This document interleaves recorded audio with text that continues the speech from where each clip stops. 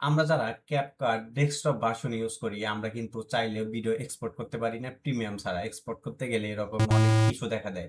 So তারপরেও কিন্তু আমরা ভিডিও অন্যভাবে এক্সপোর্ট করে থাকি, বাট সেখানেও এখন নতুন করে একটা ইস্যু দাঁড়িয়েছে। সো ইস্যুটাকে আমরা কিভাবে সলভ করে তারপরে আমরা প্রিমিয়াম ছাড়া কিভাবে ভিডিও এক্সপোর্ট করতে পারি আজকের টিউটোরিয়ালে আপনারা সেটাই দেখতে পারবেন। তো চলুন আমরা সরাসরি একটা ভিডিওকে এক্সপোর্ট করে আপনাদের মাঝে সরাসরি দেখিয়ে দিই। তো সেজন্য দেখেন আমি আমার ক্যাপকাটে চলে আসলাম। এটা আমার হচ্ছে একটা রানিং প্রজেক্ট যেটা আমি হচ্ছে এডিটিং করে ফেলেছি, এখন এক্সপোর্ট করতে হবে। সো আপনাদেরকে দেখিয়ে দেওয়ার জন্য আমি এটাকে এখনো এক্সপোর্ট করি নাই। সো আমরা জানি যে এক্সপোর্ট করার জন্য আমাদের সর্বপ্রথম যেটা করতে হয়, আমাদের হোল টাইমলাইন যেটা আছে সেই সবগুলাকে আমাদের সিলেক্ট করতে হয়। সো সিলেক্ট করার জন্য আমরা যদি শর্টকাটে সিলেক্ট করতে যাই, তাহলে আমরা যদি কন্ট্রোল এ তে যদি ক্লিক করি কিবোর্ডে, তাহলে আমাদের যে পুরো প্রজেক্টটা আছে সেটা আমাদের সিলেক্ট হয়ে যাবে।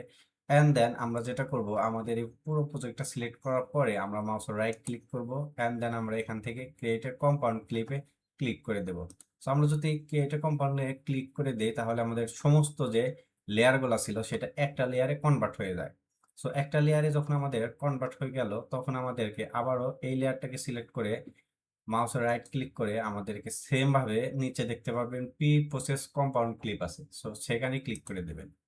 তো ক্লিক করে দেওয়ার পরে দেখতে পারবেন এখানে আমরা যদি একটু ভিডিওসে যাই এবং এখান থেকে যদি আমরা নিচে যদি দেখি প্রি প্রসেসিং হচ্ছে, মানে এটা হচ্ছে আমাদের একটা প্রসেসিং হবে। এটা মেবি 100% হবে যখন, তখন এটা আমাদের প্রসেসিং কমপ্লিট হয়ে যাবে। আপনারা খেয়াল করবেন আপনাদের ভিডিও দৈর্ঘ্য যতটুকু হবে অথবা আপনার ভিডিওতে যত রকমের ইফেক্ট ব্যবহার করবেন তার উপরে ভিত্তি করে এটা হচ্ছে আমাদের প্রসেসিংটা শুরু হবে। আর এখানে একটা জিনিস নোটিশ করার বিষয়, যাদের পিসি একটু লো অথবা একটু কনফিগারেশনের সমস্যা আছে, তারা এই প্রি প্রসেস কম্পাউন্ড ক্লিক করার পরে আপনার কম্পিউটার থেকে অন্য কোনো ব্রাউজার ইউজ করবে না, তাহলে এটা ল্যাগ করবে। সো আমরা একটু অপেক্ষা করি।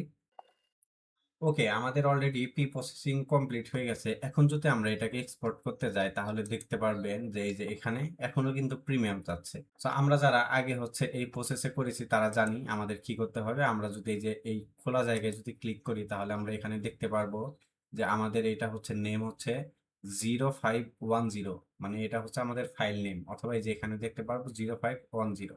সো এখন আমাদের যেটা করতে হবে, আমাদের চলে যেতে হবে আমাদের পিসিতে।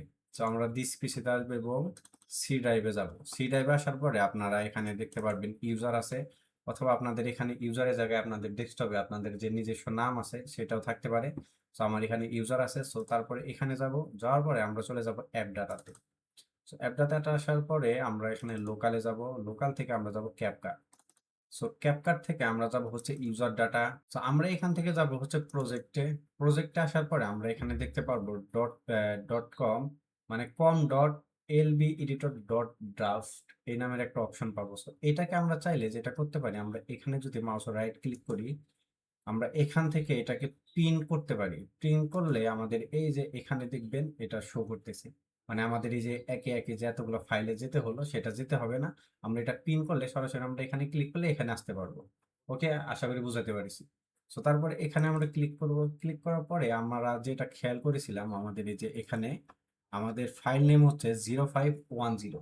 সো আমরা এখান থেকে 0510 যেটা এই যে এই ফাইল, এটাতে আমরা ক্লিক করব। ক্লিক করার পরে আমাদের এখান থেকে রিসোর্সে যেতে হবে। সো তারপরে আমরা এই যে কমিউনিকেশন যেটা আছে, কমিউনিকেশন এখানে ক্লিক করব। ক্লিক করার পরে এই যে এখান থেকে আমাদের ফাইলটা দেখাচ্ছে, বাট আমরা শিওর না যে আমাদের ফাইল কোনটা। এটা বোঝার জন্য আমরা যদি এই যে এখানে কার্সার রাখি, তাহলে 158 MB এবং এটাতে দেখাবে হচ্ছে আমাদের 1.89 MB, মানে এটা অল্প। এটা আমরা নিয়ে নিব। নিয়ে এখন এখানে যদি আমরা এখানে ড্র্যাগ করি, আমরা যদি একটু দেখাই, এখান থেকে এটা ড্র্যাগ করে এনে এখানে যদি আমরা ছেড়ে দেই, তাহলে দেখতে পারবেন কোল নট ইম্পোর্ট, মানে এখানে আমার যে ফাইলটা এনে রাখছি ওটা ড্যামেজ দেখাচ্ছে। সো এটার থেকে মুক্তি পাওয়ার কি উপায়? আমরা তো আগে দেখতাম এখানে ফাইল ইম্পোর্ট করার পরে জাস্ট এখানে ড্র্যাগ করে আমরা খুব ইজিলি এটা হচ্ছে আমরা এক্সপোর্ট করতে পারতাম। সো এখন যেটা করতে হবে, আমরা সরাসরি এখান থেকে বের হয়ে যাব। আমরা এই যে এখানে ক্লিক করে এখান থেকে আমরা বের হয়ে যাব। সো আমরা ক্যাপকাটটাকে একদম ক্লোজ করে দিলাম। ক্লোজ করে দেওয়ার পরে ক্লোজ করে দেওয়ার পরে আমরা ক্যাপকাটে আবারও ঢুকবো। সো আমরা ক্যাপকাটটাকে আবারও ঢুকলাম। ঢোকার পরে ক্যাপকাটটা ওপেন হোক, আমরা দেখাচ্ছি। সো ক্যাপকাটে আমরা আবারও আসলাম। আসার পরে এই যে আমাদের ফাইল প্রজেক্ট, এটাতে আমাদের রানিং কাজ চলতেছে। সো এটাতে আসবো। এখন যদি আমরা এখান থেকে এই ফাইলটাকে আবার ড্র্যাগ করি এখানে নিয়ে আসি এভাবে, তাহলে দেখেন আমাদের ফাইলটা কিন্তু অটোমেটিকলি অ্যাড হয়ে গেছে। অ্যাড হয়ে যাওয়ার পরে আমরা এখান থেকে খুব সহজেই এখন এখানে এনে ছাড়বো। ছাড়ার পরে আমরা এটাকে হ্যালো ভিডিও রিপ্লেস করে দেব।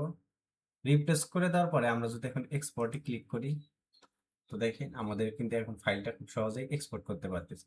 সো আমরা এখান থেকে একটা ফাইল নাম দিয়ে দেই।